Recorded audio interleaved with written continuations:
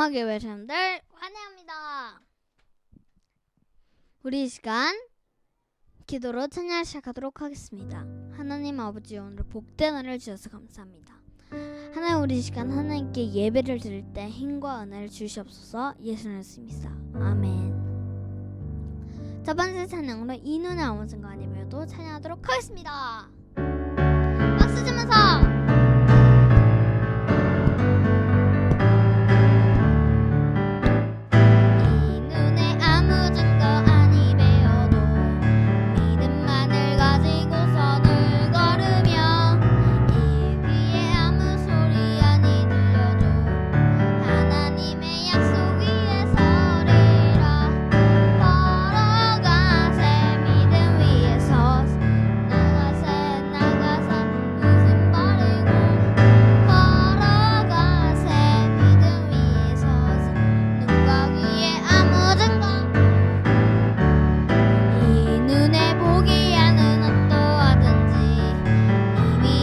증거대로를 믿으며 이 맘에 의심 없이 살아갈 때에 우리 소원 중 안에서 이루리.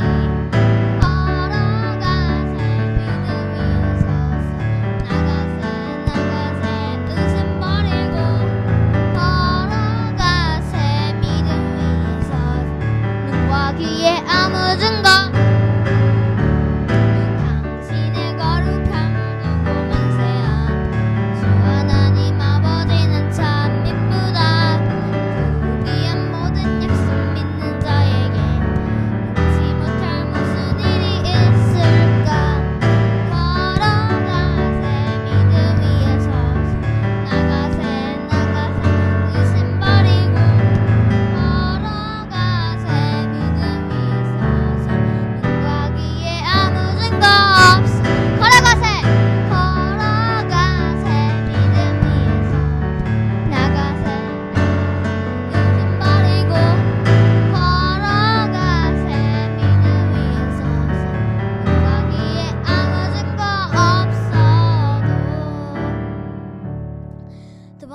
아름다운 마음들을 모여서 찬양하도록 하겠습니다.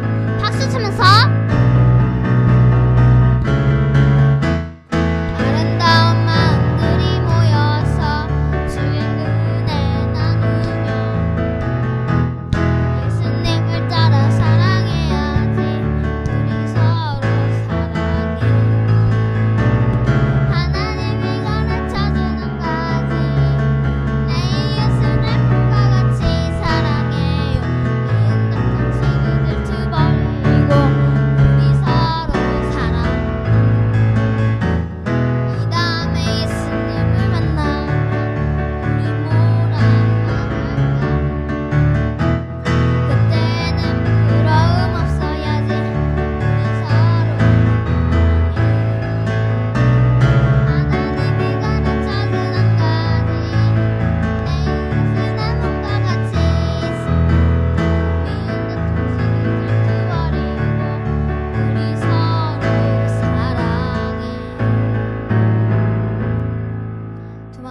이제 마지막 찬양으로 부르신 곳에서 찬양하도록 하겠습니다.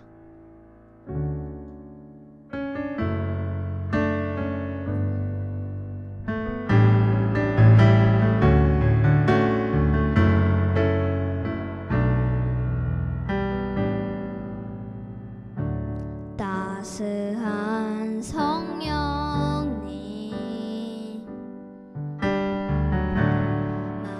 마음으로 보내 내 몸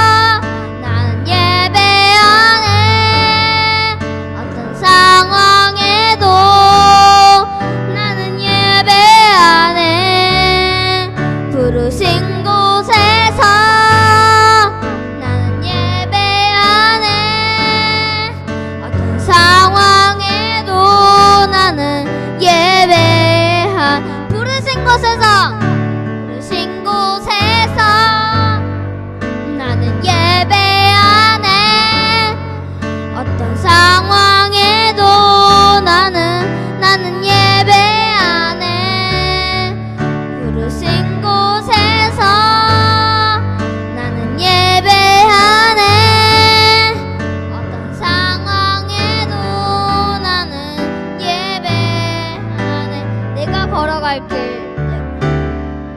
내가 걸어갈 때 길이 되고 살아갈 때 삶이 되는 그곳에서 예배하네. 내가 걸어갈 때 길이 되고 살아갈 때 삶이 되니 그곳에서 예배하네. 부르신 곳에서 나는 예배하네. 어떤 상황에도 나는 예배하네. 부르신 곳에서 나는 예배하네. 어떤 상황에도 나는 예배. 부르신 곳에서 부르신 곳에서 나는 예배하네. 어떤 상황에도 나는 예배하네. 부르신 곳에서 나는 예배하네. 어떤 상황에도 나는 예배하네. 어떤 상황에도 나는 예배하네. 어떤 상황에도 예배하네.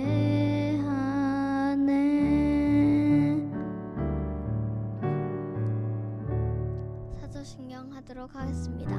전능하사 천지를 만드신 하나님 아버지를 내가 믿사오며 그 아들 주 예수를 믿사오니 인생을 인타하사 동정함을 나시고 본주 빌라도에게 공을 발사 십자가에 못 박혀 죽으시고 장사한지 삶의 순자가 앉아서 다시 일어나시며 하늘을 오르사 전능하신 심판한 자 기사가 들으시서 산자와 승자를 심판을 오시라. 성령을 믿사오며 거룩한 교회와 성소 스럽게 든 것과 제일 작은 것과 몸이 다 사는 것과 영원히 사는 것을 믿사옵나이다. 아멘. 하나님 감사합니다. 이렇게 오늘도 우리에게 예배를 허락하시고 주님의 보좌 앞으로 나아갑니다. 지금 오늘도 우리의 삶에 또 많은 또 주님 말씀 가운데 불순종하고 죄악된 마음, 또 주님 앞에 우리가 불순종하는 마음들, 또 여러 가지 삶의 어려운 문제들, 그런 문제들을 주님께 다 가지고 나왔습니다. 이 시간 예배를 통해서 또 기도를 통해서 우리가 예수의 보혈을 의지하며 깨끗하게 씻김 받게 하시고, 오늘 윤설이가 찬양했던 것처럼 부르신 그곳에서 우리가 어떤 상황에도 하나님을 예배하고 그 예배를 통해 우리의 영이 새 힘을 얻는 시간 되게 하여 주시옵소서. 예수님의 이름으로 기도하였습니다. 아멘. 하나님 말씀 보겠습니다. 하나님 말씀 요한복음 6장 34절부터 40절 말씀입니다. 요한복음 6장 34절부터 40절 말씀을 제가 봉독해 드리도록 하겠습니다. 그들이 이르되 주여 이 떡을 항상 우리에게 주소서. 예수께서 이르시되 나는 생명의 떡이니 내게 오는 자는 결코 줄이지 아니할 터이요 나를 믿는 자는 영원히 목마르지 아니하리라. 그러나 내가 너희에게 이르기를 너희는 나를 보고도 믿지 아니하는도다 하였느니라. 아버지께서 내게 주시는 자는 다 내게로 올 것이요 내게 오는 자는 다 내가 결코 내쫓지 아니하리라. 내가 하늘에서 내려온 것은 내 뜻을 행하려 함이 아니요 나를 보내신 이의 뜻을 행하려 함이니라. 나를 보내신 이의 뜻은 내게 주신 자 중에 내가 하나도 잃어버리지 아니하고 마지막 날에 다시 살리는 이것이니라. 내 아버지의 뜻은 아들을 보고 믿는 자마다 영생을 얻는 이것이니 마지막 날에 내가 이를 다시 살리리라 하시니라. 아멘. 살아계신 하나님의 말씀입니다. 우리는 계속해서 요한복음 6장의 말씀을 함께 살펴보고 있습니다. 6장의 말씀, 오병이어의 기적의 사건이 있었고 무리를 건너신 예수님의 또 5번째 표적이 있었고, 그 다음에 예수님을 임금으로 삼으려고 했던 이 디베라의 추종자들이 또 예수님을 배를 타고 찾아와서 예수님에게 가르침을 받게 되는 내용들을 지금 우리가 함께 다루고 있습니다. 오전에는요 정말 열심히 말씀을 전했는데 마이크가 안 나와가지고 오후에 말씀 촬영을 다시 찍어가지고요. 유튜브에 보시면 오후에 말씀을 이렇게 간단하게 정리해서 올렸습니다. 오전에 설교 말씀 내용 부분을 이제 최대한 줄여가지고 영상을 올렸으니까 오전의 말씀을 참고해 주시면 오늘 저녁 말씀이랑 이어져 가니까 꼭 들어보시길 바라겠습니다. 이렇게 예배를 또 방해하는 또 역사들이 계속 있어요. 그래서 예배는 우리가 뭐 매일같이 매주 드린다고 해서 예배가 우리가 긴장을 놓쳐서는 안 됩니다. 항상 예배는 마귀가 주목하고 있어요. 주시하고 있어요. 어떻게든 우리를 넘어뜨리려고 합니다. 그러니까 우리가 예배를 위해서 항상 기도하고 또 예배 시간 정신을 바짝 차리고 우리가 주님의 말씀을 귀 기울일 수 있기를 기도합니다. 오늘 본문은 6장의 네 번째 단락으로 지금 예수님을 왕으로 삼고자 하는 자들에게 주님은 진리의 말씀을 가르쳐 주시고 있습니다. 먼저 우리는 주님께서 주시는 영생의 양식과 참된 만나에 대한 내용을 오전에 말씀을 통해서 함께 살펴보았습니다. 그들은 이 생명의 떡을 먹게 해달라고 하자 주님은 이 생명의 떡이 바로 자신이심을 선언하시고 주님을 믿을 것을 촉구하는 내용을 다루었습니다. 그러나 무리들은 이 말씀을 듣고 거부 반응을 보이자 거듭해서 주님께서는 말씀을 통해서 자신이 생명을 위한 떡이라는 사실을 밝히고 있습니다. 이러한 내용을 보도하는 오늘 본문의 말씀이 바로 오늘 우리가 배우게 될 말씀이라는 것이죠. 35절 말씀 보겠습니다. 예수께서 이르시되 내가 생명의 떡이니 내게 오는 자는 결코 줄이지 아니할 터이요 나를 믿는 자는 영원히 목마르지 아니할 것이라. 예수님은 여기서 자신을 생명의 떡이라고 했습니다. 이것은 앞서 말씀하신 27절의 말씀의 발전이죠.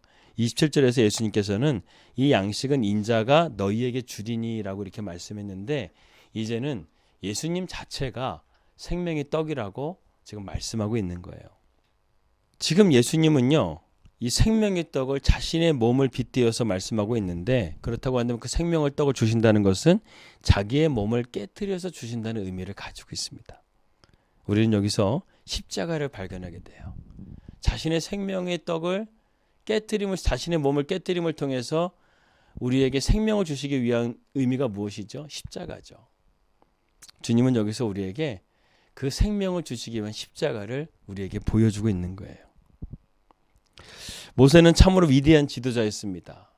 그래서 이스라엘 백성들은 모세를 존경하고 메시아가 오신다고 한다면 이런 모세와 같은 사람이 아닐까 하는 그런 모델로 정했던 사람이 바로 모세였습니다. 하지만 주님은 모세보다 더 위대한 분이시라고 주님은 말씀하고 있습니다. 세상에 어느 지도자가 자기 자신을 희생해서 생명을 주는 지도자는 없다는 것이죠. 그러나 예수님은 그렇게 하셨습니다. 예수님은 우리를 위해서 목숨을 버리신 것이었습니다. 자신의 어떤 신적인 능력으로 하신 것도 아니었다는 것이죠. 그래서 우리가 예수님을 생각하면 눈물이 나고 감격을 하고 가슴이 뜨거워지는 이유가 바로 이러한 예수님의 희생과 사랑, 긍휼 때문에 우리는 이러한 마음을 갖게 되는 것이죠. 이 은혜에 대해서 우리는 감사해야 되고 우리는 감격해야 됩니다. 36절 말씀. 그러나 내가 너희에게 이르기를 너희는 나를 보고도 믿지 아니하는도다 이렇게 말씀했어요. 우리는 여기서 한 가지를 발견하게 됩니다. 어떻게 그들은 예수님을 이렇게 직접 보고도 믿지 못하는가? 예수님의 사랑을 그들은 보았고 예수님의 기적을 보았고 예수님의 오병이어를 통해서 그들은 기적을 또 먹기도 해보고 또한 예수님의 그 놀라우신 말씀을 직접 듣기도 했는데 어떻게 이들은 예수님을 믿지 못하는 것일까 하는 이러한 의구심을 갖게 됩니다. 그래요. 그들은 체험을 가지고 있었고 예수님을 만지기도 했었고 그런데 주님을 정작 믿지는 못했다는 것이죠. 믿지 않는 정도가 아니라 나중에는 그들은 예수님을 십자가에 못 박는 그러한 자리까지 가게 됩니다. 여러분 생각해 보세요. 예수님을 이렇게까지 가까이서 보았음에도 불구하고 예수님을 믿지 못했다는 것 자체가 이것이 기적 아니겠습니까? 이러한 일들은 오늘날 우리에게도 일어나고 있어요. 교회는 주님의 은혜로 구원받은 자들의 모임이죠. 그 은혜와 사랑을 받고도요. 교회 안에서 서로 미워하고 질투하고 편을 가르고 서로를 정죄하고 그리고 결국 교회를 분열케 한다는 것이죠. 이것이 예수님을 믿지 않는 것과 같은 거예요. 여러분, 예수님도 가족들에게 외면당했어요. 예수님도 제자들에게 외면당했어요. 결국에는 이러한 모든 것들이 예수님을 닮아가는 삶 가운데서 우리에게 겪게 되는 고난의 시험이라는 것입니다. 역사는 반복된다는 말처럼요, 성경에도 이러한 역사가 계속해서 반복되고 있다는 것을 보게 됩니다. 모세 시대도 그랬고 엘리야 시대에도 그랬어요. 여러분, 모세가 어떤 사람입니까? 애굽의 10가지 재앙과 광야에서 그들을 놀랍게 인도하고 반석에서 물을 내고 하늘에서 만나를 내리고, 물론 그것이 하나님의 역사였지만, 하여튼 모세는 이스라엘 백성들을 40년 동안 광야를 이끌면서 결국에는 가나안 땅 앞까지 인도했던 위대한 지도자 아니었습니까? 엘리야는 어떻습니까? 갈멜산에서 850대 1로 바알과 아세라 숭배자들과 영적 대결을 벌여서 하늘에서 불을 내리게 했던 놀라운 선지자가 바로 엘리야 아니었습니까? 그런데 그 시대에 그런 기적을 보고도 그들은 모세를 원망하고 하나님을 시험했던 이스라엘 백성들이었고, 엘리야가 그 시대에 그렇게 위대한 일들을 했음에도 불구하고 엘리야가 어떻게 합니까? 로뎀나무 아래서 하나님 나 죽여달라고 그렇게 울부짖었던 바로 그러한 시대를 우리는 보게 된다는 것이죠. 지금 여러분들이 섬기는 목회자나 사역자들이 바로 이러한 하나님의 통로인, 하나님의 은혜의 통로인데도 그러한 목회자들과 관계가 좋지 못하고, 목회자들과의 어떤 그러한 완력 다툼과 교회 안에서 이런 분열들, 이렇게 되는 것들이 오늘날에도 계속해서 이어지고 있어요. 원망하고 불평하고. 여러분, 성도는요, 자기의 목자를 존경할 줄 알아야 돼요. 자기 교회 목사님을 잘 존경하고 섬기고, 그럴 때 자신에게도 하나님의 은혜가 임하는 것입니다. 37절 말씀.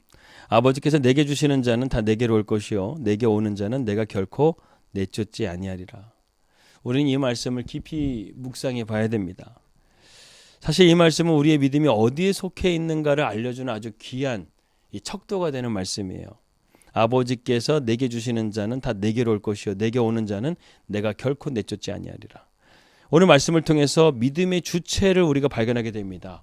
믿음의 주체가 누구시라는 거예요? 믿음은 아버지께서 내게 주시는 자, 즉 예수 그리스도가 우리의 믿음의 주체가 된다는 거예요. 하나님의 절대 주권 안에서 우리는 하나님의 자녀가 될 수 있다는 것이죠. 믿음의 조상 아브라함을 보세요. 아브라함이 처음부터 믿음이 있었습니까? 아니에요. 아브라함은 믿음이 없었어요. 그런데 하나님이 아브라함을 찾아가 주시고 그에게 믿음의 눈을 뜨게 하십니다. 그래서 가나안 땅에 들어가서 그곳에서 믿음을 배워가고 믿음을 단련하고 믿음으로 승리하는 삶을 살게 되는 것이죠.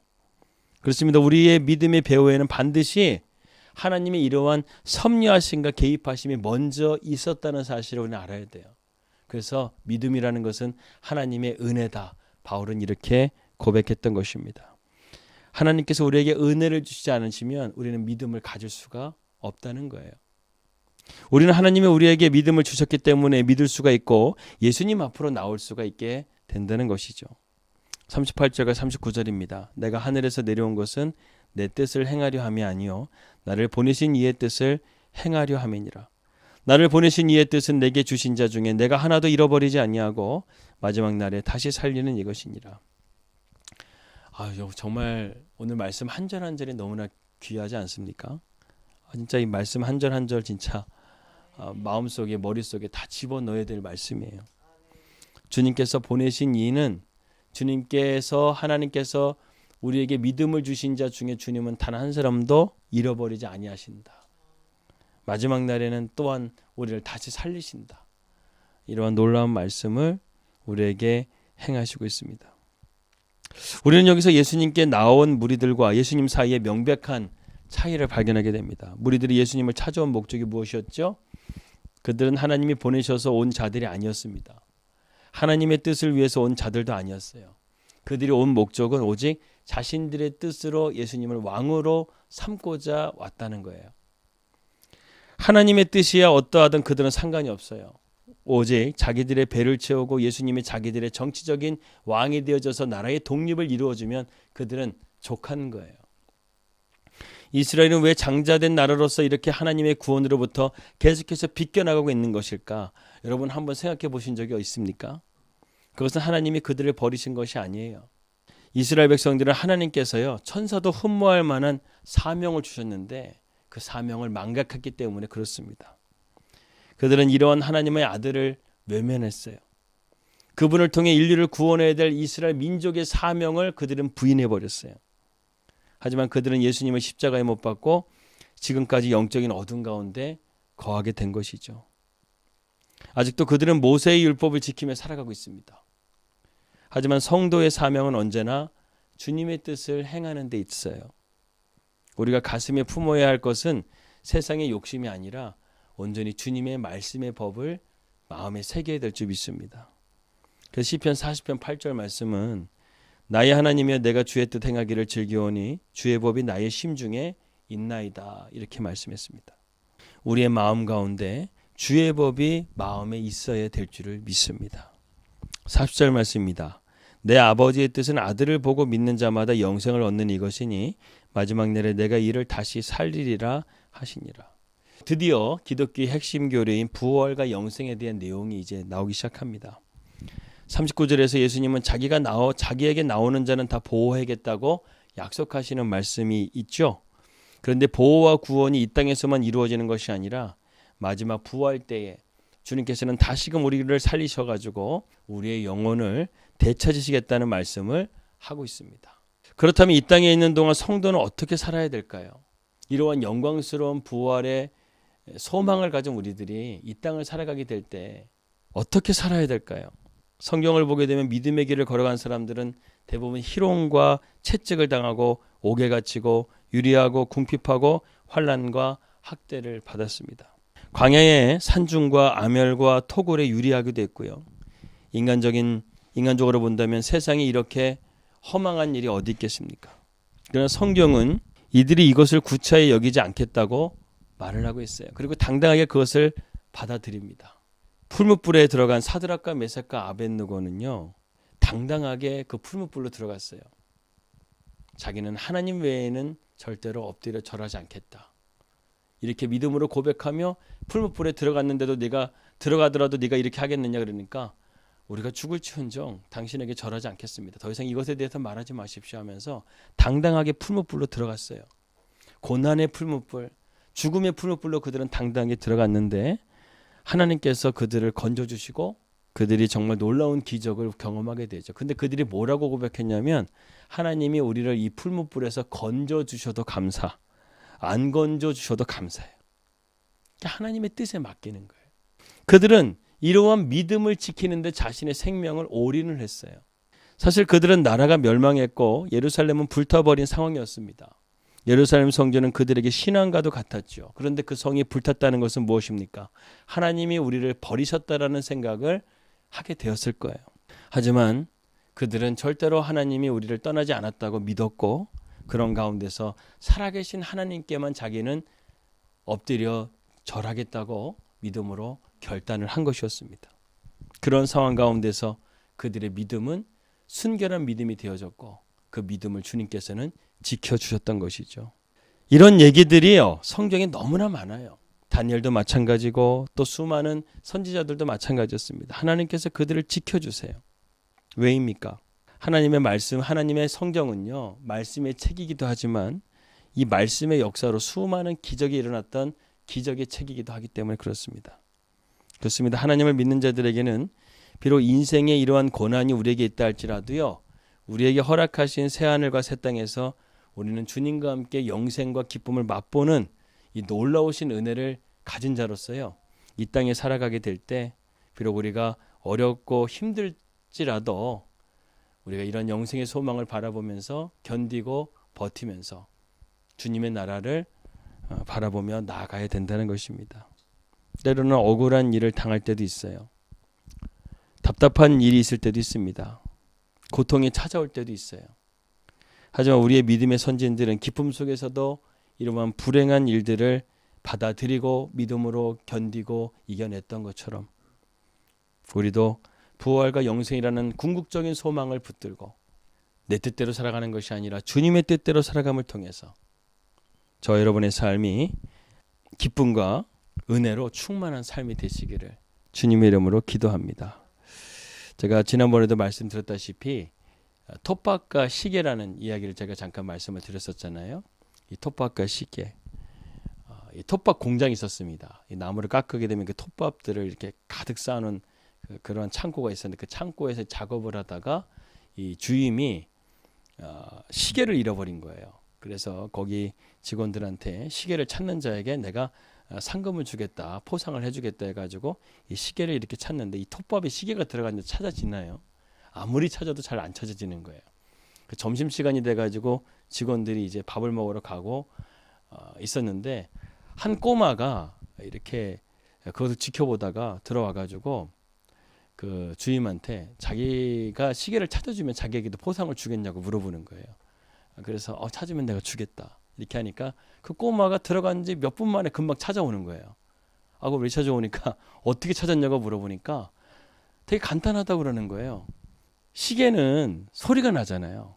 그래서 그 톱밥에서요 가만히 귀를 대고 있으면 시계 소리가 날 거라고 생각을 들고 귀를 가만히 이렇게 집중해서 듣고 있었던 거예요. 그러니까 어디 부분에서 시계 소리가 찰칵 찰칵 소리가 나는 걸 들어서 그것을 톱밥을 팠더니 거기에 시계가 나온 것이죠. 여러분 우리의 삶이요 이런 것 같아요.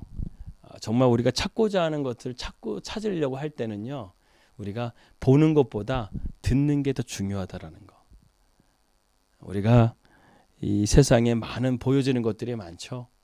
그런 보여지는 것들은 우리의 마음을 더욱더 흔들리게 만들고 우리의 마음을 온전하게 주님께 나아가지 못하게 만듭니다. 이러한 것들보다 오늘 이 저녁 가운데 우리가 주님의 음성 듣기 위해서 기도로서 우리의 귀를 활짝 열고 주님의 음성에 귀를 기울일 수 있는 그런 저와 여러분들이 되시기를 주님의 이름으로 기도합니다. 기도하겠습니다. 하나님 아버지 감사합니다. 오늘 말씀을 통해서 우리에게 부활과 영생의 궁극적인 소망을 주신 하나님, 그 하나님을 우리가 바라봅니다. 우리의 영원한 생명의 떡이 되신 예수님, 그 예수님을 바라봅니다. 이러한 놀라우신 은혜를 주신 하나님, 우리가 그 하나님을 믿음으로 바라보며 오늘도 주님의 음성에 귀를 기울일 수 있도록 인도하여 주시옵소서. 예수님의 이름으로 기도합니다. 아멘. 주기도문으로 예배를 마치겠습니다.